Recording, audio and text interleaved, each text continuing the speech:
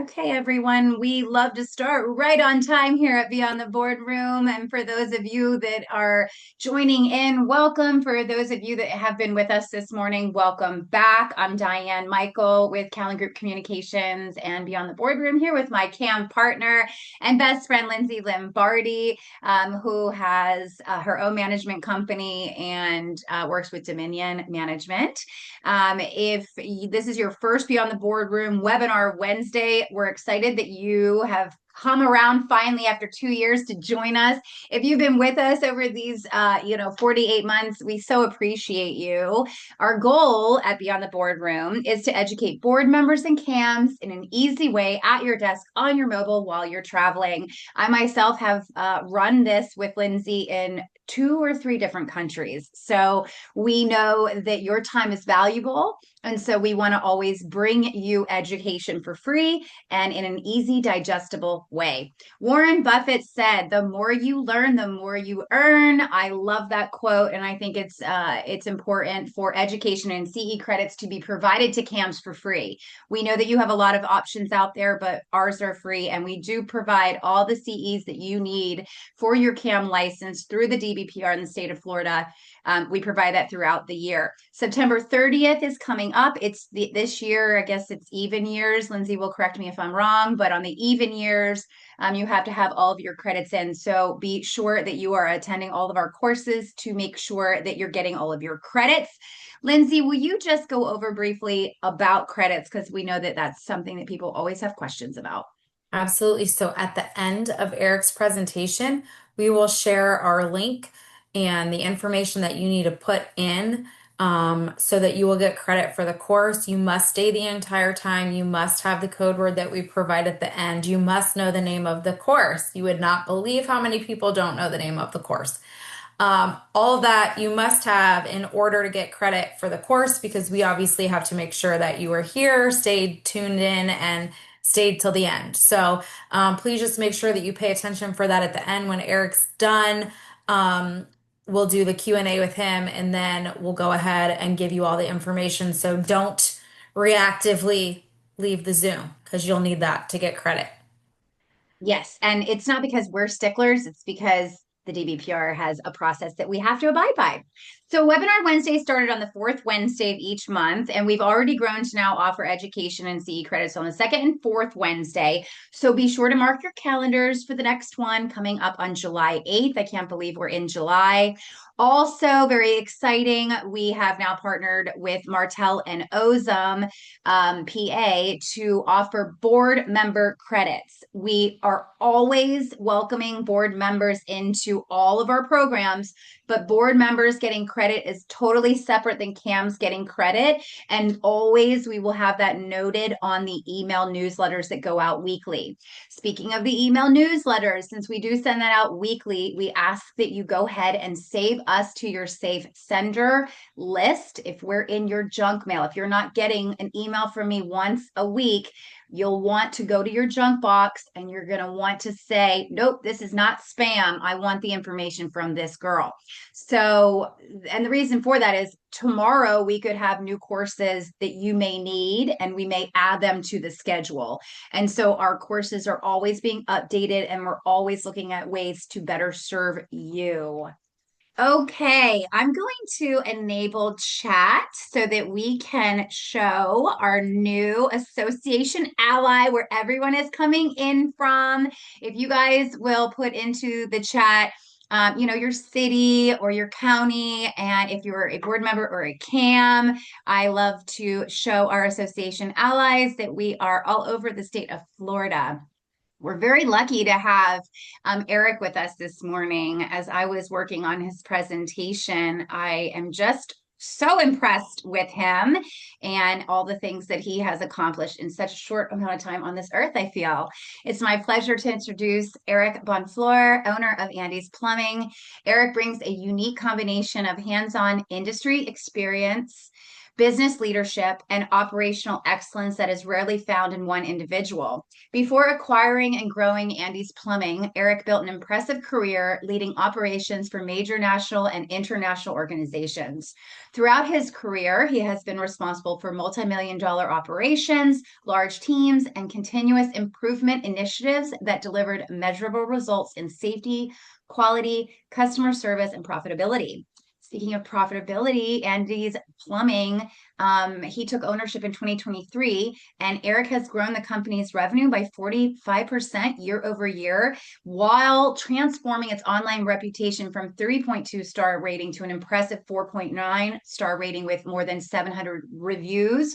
Owning a marketing company, that is impressive. It's very rare. It's very impressive. So, CAMS board members, let's pay attention to this presenter. His commitment to customer service, operational excellence, and community relationships has helped make Andy's Plumbing one of the region's most trusted plumbing companies. Eric also holds both a Master's of Business Administration and a Master of Science in Industrial Engineering. So your board members are going to love that. And then this is so cool too. He is also a certified Lean Six Sigma black belt. That sounds impressive. And he's been recognized as a Volusia County Top 40 Under 40 recipient. Eric, thank you for being part of Beyond the Boardroom community. We're so excited to have you. Yeah, thanks for having me. Excited to be here. Go ahead and take it away. All right. Well, good morning, good afternoon, everybody. Um, I really can't say anything after that intro. Thank you for the introduction. Aw. My name's Eric. I'm born and raised in Florida, Volusia County specifically, and excited to just share a little bit about taking care of drain lines. As a plumbing contractor now for several years, the infrastructure in a lot of the buildings and communities that you guys service is super important. You guys already know that. It's really not rocket science, which is the good news. But there's a couple things that you guys can do to better prepare, better look out, and better handle those types of issues when they come up. And that's what a little bit about what this is talking about. So I'll jump right in. We do all that left and right practice, and there we go. There we go. Just real quick, a little bit about Andy's Plumbing. We started in 2000. We were started by Andy Fratton himself. So it used to be Andy Fratton Plumbing. And then a little over a year ago, we just kind of shortened and sweetened the name up a little bit. Now it's just Andy's Plumbing. So we service all of Volusia and Flagler County. We handle a lot of commercial and residential clients, and service is our primary go-to. We don't build any new houses. Everything is service related. We've got 7 technicians now full time in the field, an office team. We've got a service manager. We handle all kinds of emergencies, especially when it comes to some of the communities and the buildings that you guys handle. And we pretty much handle it all. We handle drains, water systems, backflow testing, you name it, and just about we can do it. And then like that was just mentioned, we've really worked hard on our reputation and making sure we take great care of our customers.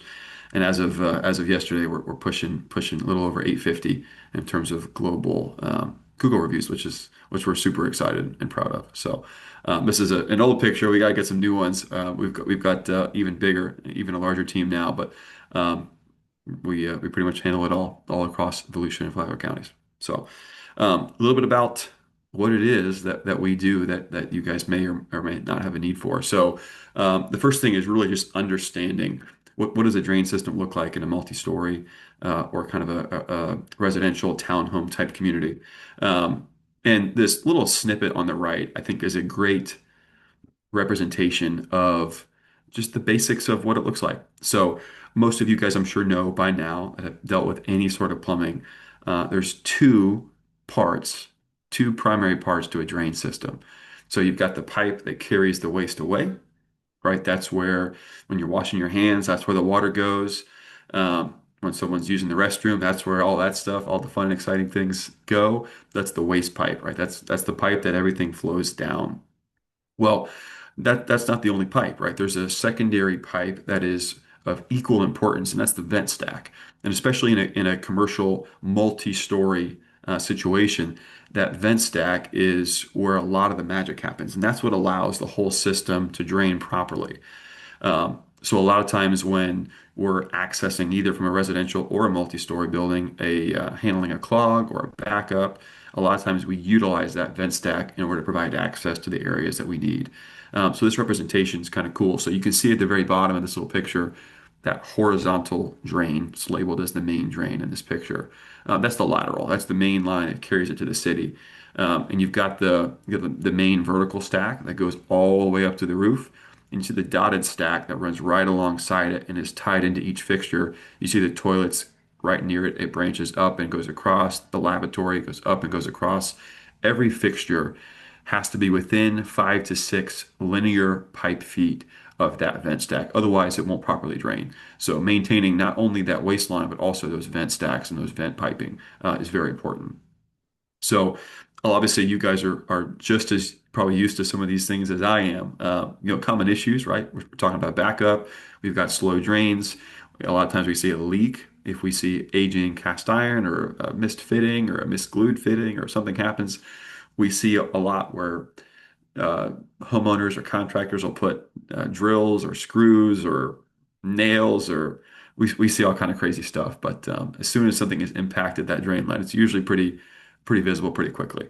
And as those systems age, obviously it goes without saying, we start to see an increased level of failures, and we'll talk about some of the early signs and what we can do about it. So it's all like I said. The good news is this is very basic stuff.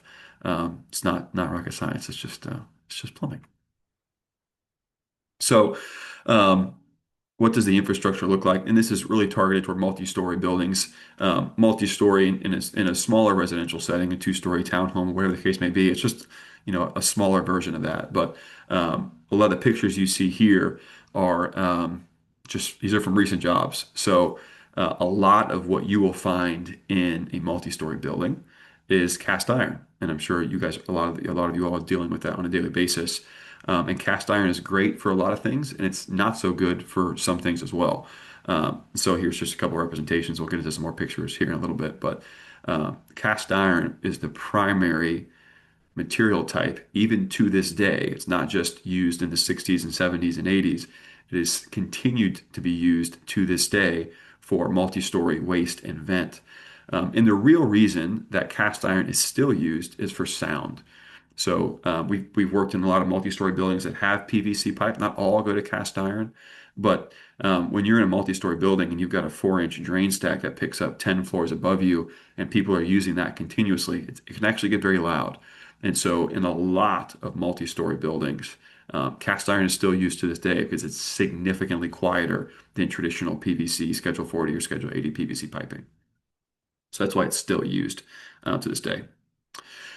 Um, and so some of the things to look out for, right? If you're managing a multi-story building, what are the things that could maybe indicate before it becomes a significant problem that there is a problem or maybe a problem that's building?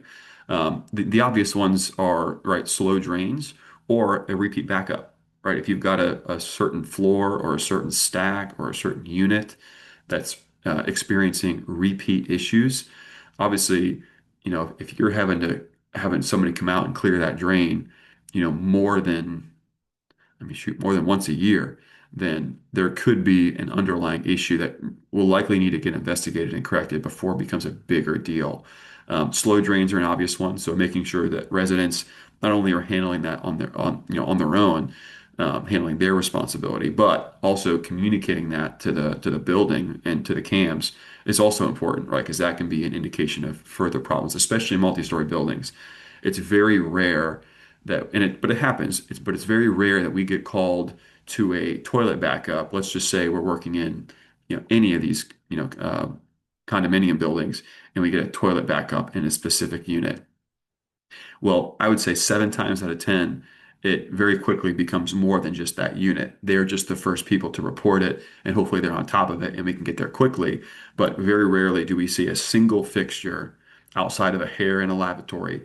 Very rarely do we see a single fixture in a multi-story building be impacted, and that be the only place. Chances are it's downstream, and they're just the first ones to experience it.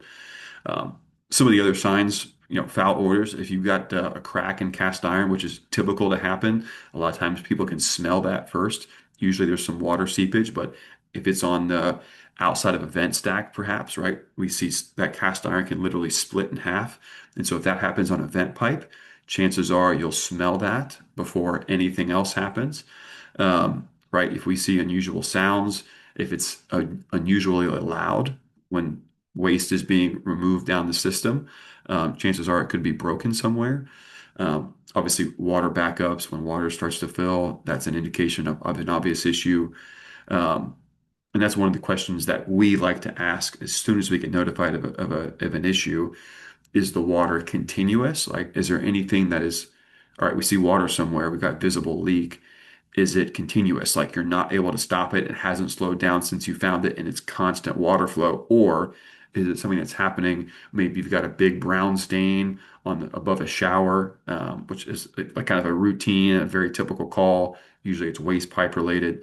So that's the first question as a plumber we like to ask is, all right, is the water continuous? Can you slow it down? Or has this been happening over time, maybe just based on use? So those are some things that you guys can ask as well to assess how much of an emergency a specific issue might be. Um, and then, of course, resident feedback.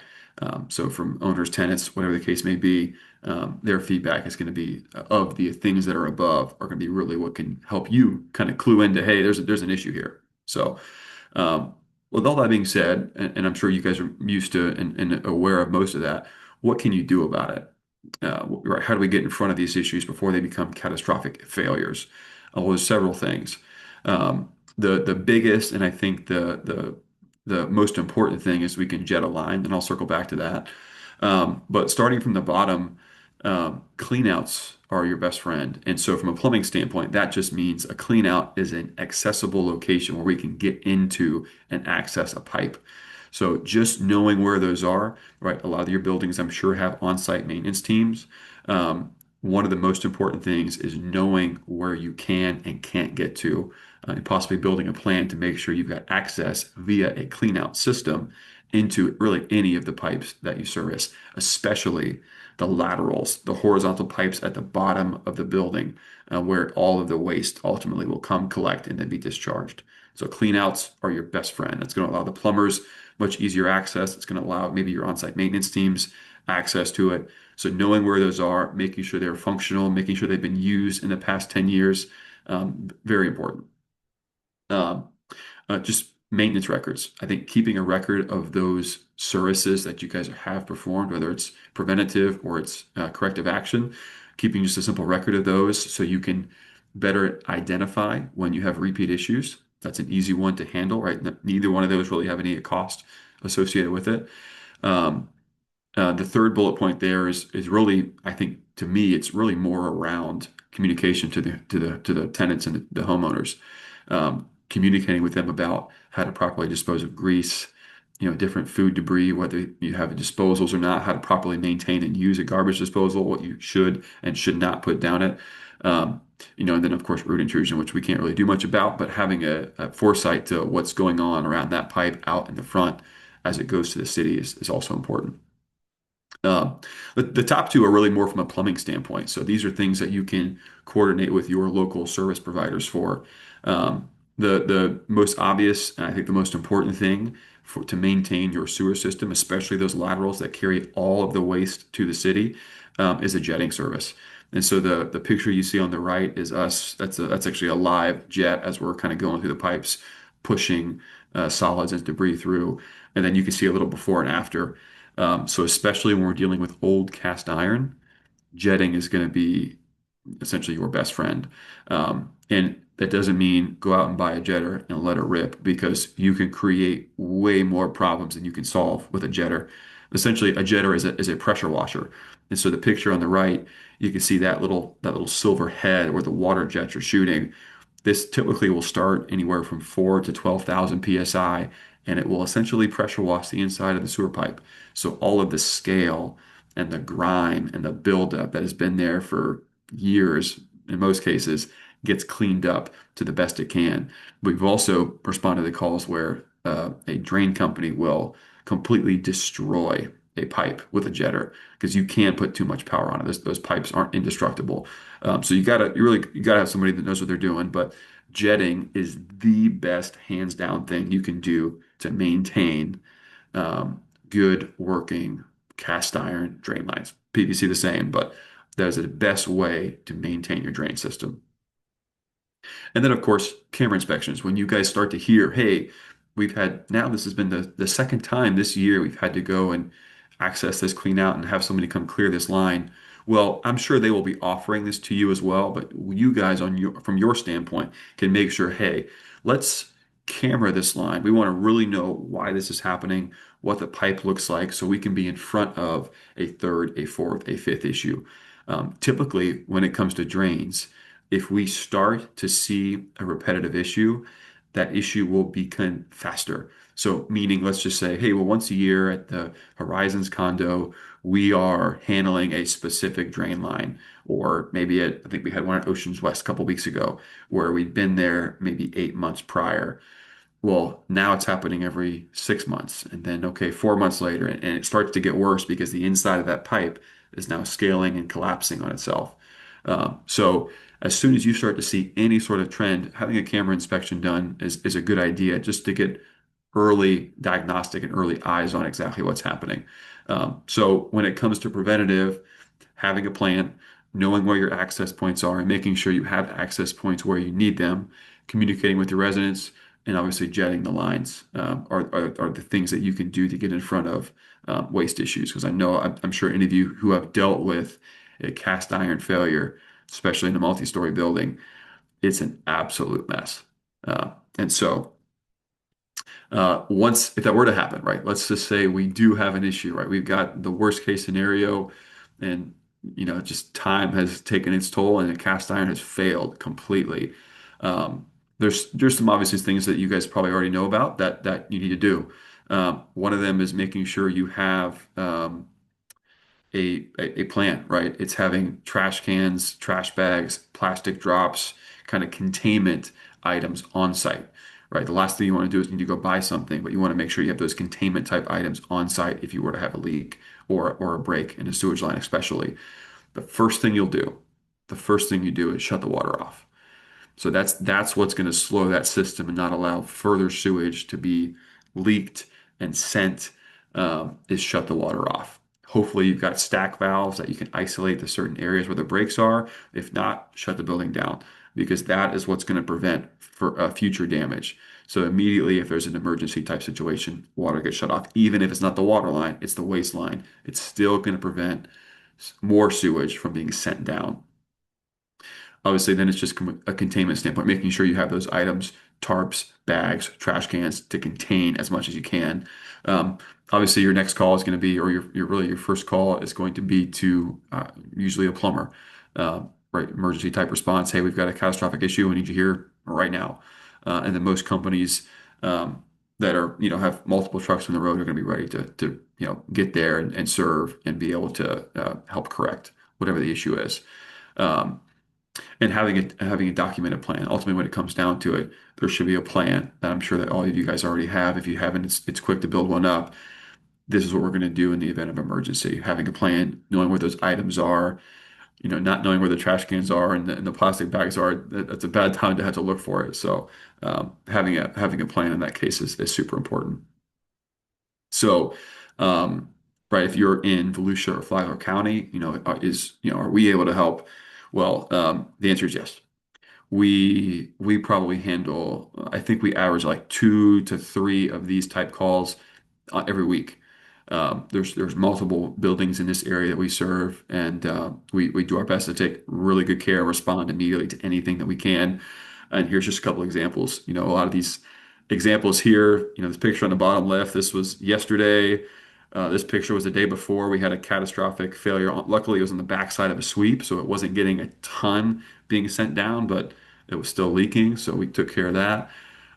This section up here was about a month ago. That's an 8-inch stack. That's the main waste line coming out of a condo. There's a massive split on top.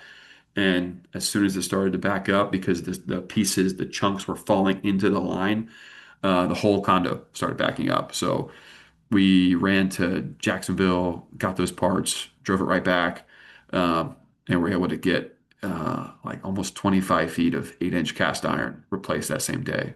And then obviously this is just further examples, right? T-fittings, These are an absolute nightmare, and a lot of buildings have them. That's called a yoke fitting, and it picks up waste for an entire stack from seven or eight different directions, it seems like. And so, these are the typical things I'm sure that you guys are seeing. This is a toilet riser picking up one toilet on the first floor. Luckily, there was a lot of access, so we'll replace it with PVC where we can. Where we're not concerned with noise, we go back with PVC. But anything like a stack in the wall, we typically will try to put back cast iron. Anyways, this is like honestly in the last 30 days, just pictures I was able to go back and quickly find on my phone, just to kind of give you an idea. And I'm sure you guys have seen stuff like this before. So next steps, right? Obviously, having a plan, knowing who to call, those things are important. Beyond that, when it comes to really outside of the plumbing realm, but things that you guys will want to make sure are noted and there's a plan for, understanding your coverage. So, what does this mean? We deal with a lot of customers that have slab leaks and even multi-story buildings, and one of the big things in waste is the same way. The damage is significant. It can be, if we have, catastrophic type events. And so understanding what that means, what is covered, what's not covered. And a lot of times you can work with the plumbers and say, all right, well, I need to break down the specific cost it took to get to the broken pipe because my insurance is going to cover that. We can certainly work with you guys on that and make sure that we clearly can break things out. And we do that routinely for these types of larger scale events. Um, Obviously, from a liability standpoint, most of the damage happens in the first hour of the failure. That's when usually it's undetected at that point. And so, but you can crunch that damage window by having that proactive plan. So knowing where your access points are, knowing how to get to each of the stacks, knowing how to shut the water off immediately to reduce the damage. Having that plan is going to help you reduce the overall liability. So that's super important. Um, Budgeting for repairs and infrastructure upgrades. I think the most important thing in that would be budgeting for just general maintenance. If you're handling and you're jetting, and there's several buildings that we service in this capacity, but if you've got a plan to make sure that you are proactively jetting the laterals, you don't need to jet all the way up the stack. I mean, you can, but there's really not a huge benefit. The key is the lateral. Once the stack comes down and goes horizontal to take it to the city, that is the line where all of the fun and exciting stuff collects.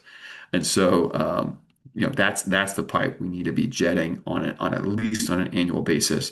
It really depends. Any more than that is probably not necessary, but at least once a year, you want each of those lateral lines to be cleaned out and cleared to maintain it. So I think from a budget standpoint, that's where I would encourage you guys the most is to make sure that you're budgeting, you're working with one of your local providers, and you're budgeting to allow those lines to be cleaned, those laterals to be cleaned on at least on an annual basis. Um, and having those vendor agreements, there's several buildings in the area that we've got specific dedicated labor and material agreements with, and have negotiated pricing with, so they know that, hey, when we get called out to a job, there's no surprises, right?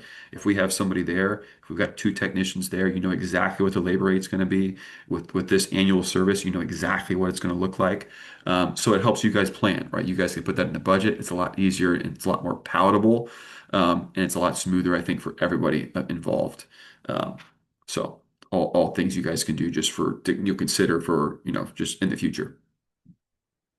So long term, this is really kind of a summarize. So long term, having that maintenance plan is really critical.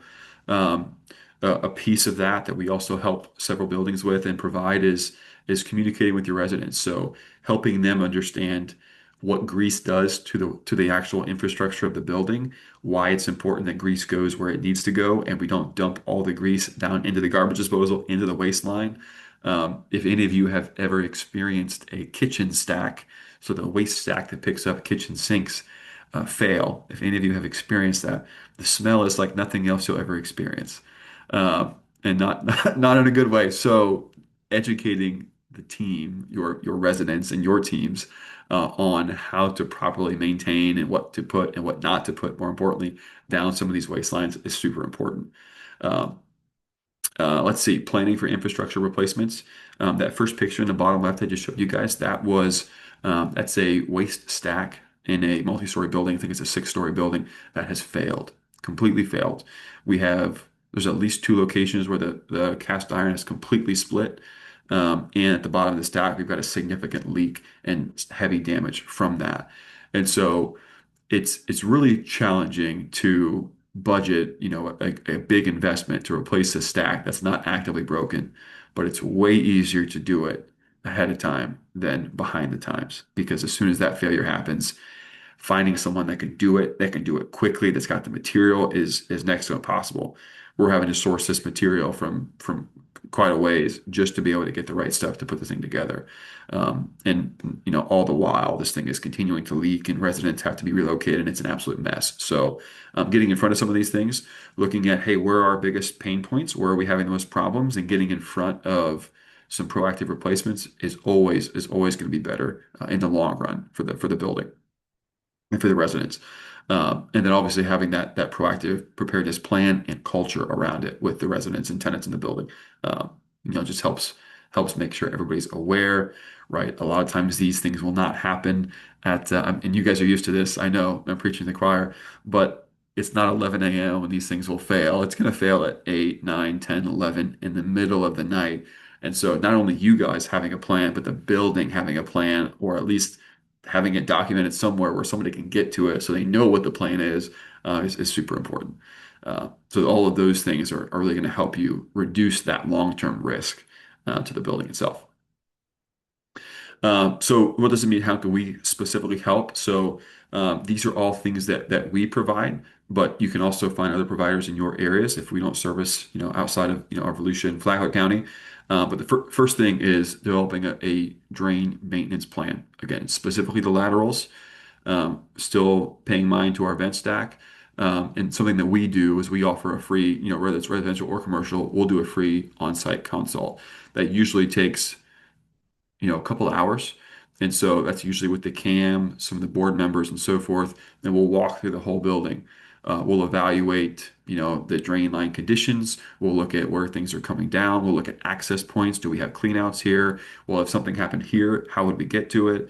So on and so forth. So something that we offer is just we'll come out, either my service team member or myself, or yesterday it was actually both of us. We'll come out, walk the full property, and make sure that we can provide you with a recommended maintenance plan that's specific to your building.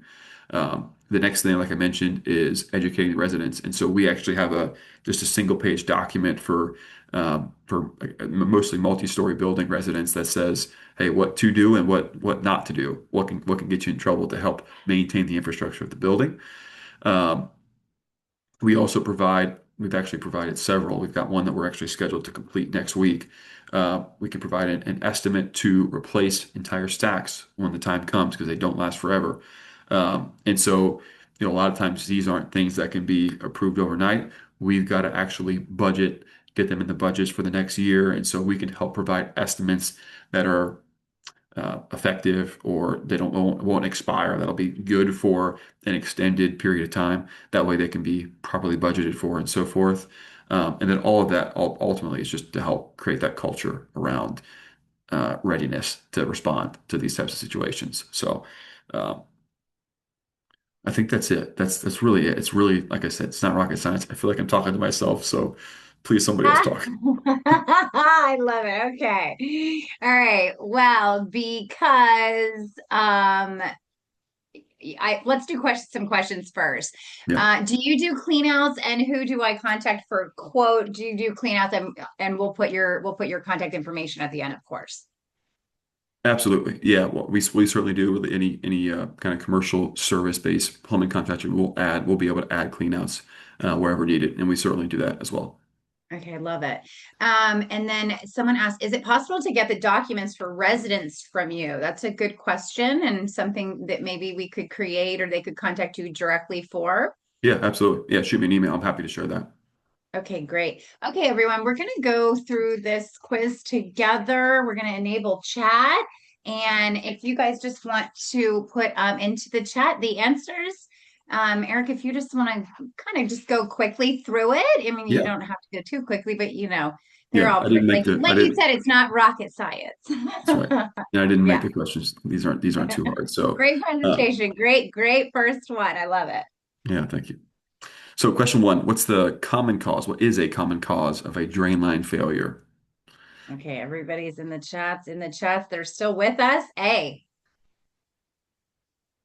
Is what everyone's saying. It's unanimous. Yep, it's A. It is A. Right. Excellent. What is an early warning sign of a upcoming drain problem? Mm, oh, oh. Okay, we're all getting a unanimous A's again as well. Oh, some Mhm. B's popped in Yep. there. And that's kind of the trick. So A is the answer, most obvious answer, but B could be potentially. A lot of times, like we explained, those pipes can crack straight down up the pipe, and you can start to hear things a lot differently. So A is the most obvious, but B could also be an answer. Okay, okay, that B person. Oh, I gotta What run. tool is commonly used to inspect drain lines internally? So we didn't specifically talk about this one really, but this one's pretty good. Okay, well, look at that. They knew. D. Yeah, yeah. Well, sometimes it's the apprentice, but yeah, most of the time we do use the inspection cameras. So most companies will be prepared for inspecting those with the inspection cameras, and they can usually record the footage and save it and share it, and we at least have a reference point year over year. So D is the right answer. Why should associations maintain service records? Hmm, very important. Reduce staffing. I love it. Okay, we got a bunch of B's coming in. Yeah, B is the right answer. Be able to track that maintenance history. And as specific as you can, you want to make sure you know exactly if somebody's just clearing a line, you want to know which line was cleared so you can have that trend recognition. So what's the first priority during a plumbing backup? Okay, and we're seeing, okay, we got almost all A's. Yeah. We A, I didn't love we the didn't make person it that too put hard. a bunch of A's. A it is. Yeah. Yeah, the people and the Everybody's property, I with would say us the still. I priority. love it. Good. So why are emergency plumbing vendors important?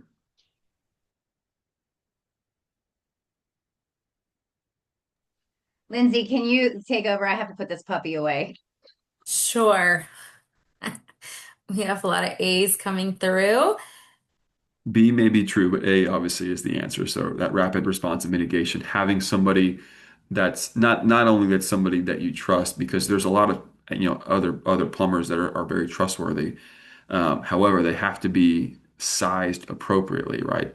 Um, right. When we were a smaller business, it was very challenging to be able to handle some of these things as because they pop up, they don't tell you, right? None of these, we don't know, you don't know, nobody knows when these are going to happen. So having somebody that can respond very quickly, same day, same hour, is critical. So question 7, proactive maintenance helps reduce what?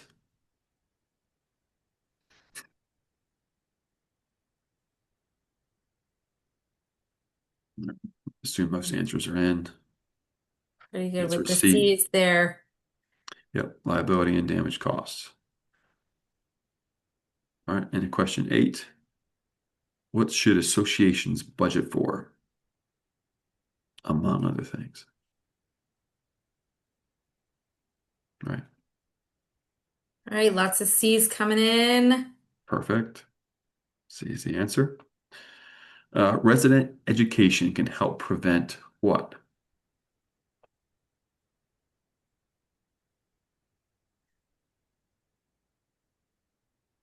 I And the answer think there we is got improper drain it. use, as I'm sure most of you guys have sent in.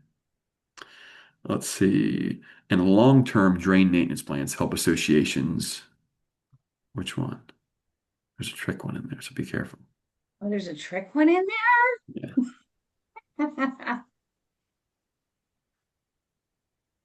I think they passed. And the answer is B, of I course. think that we'll let them pass. I think they passed. Now, what's this one? So who should you contact to set up a complimentary evaluation of your drainage Your system in the village mother-in-law. of Flagler County? And yes, B was my favorite on this one. I love Oh, it. it is an engineer. Yeah, That's yeah. right. Yeah, oh yeah. Oh yeah. So And of good. course, D is the answer, right? So yeah, Oh, I love it. I gotta love give us a it. call. Thank, So thank you, everyone. That's all good. right. And I will just say that Eric has been very helpful for me at a property that I'm managing right now they've come out and taken care of a few small issues, and we're very happy. I don't know, but they did take my call over the weekend when we had a couple of little emergencies.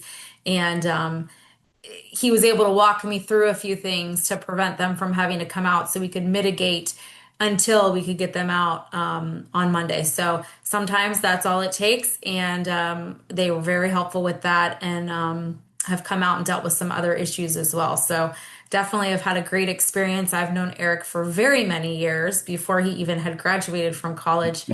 We worked together in a whole different world, but he's done amazing. And I can tell you that this business that he has, this one specifically, is run very well. And all of his guys that I have had the pleasure of working with have been great. So very respectful, very knowledgeable, Yeah. and very clean when they're working, and leave everything very clean, which is also very important when you don't want to have to call your maintenance people back in to clean up after them. So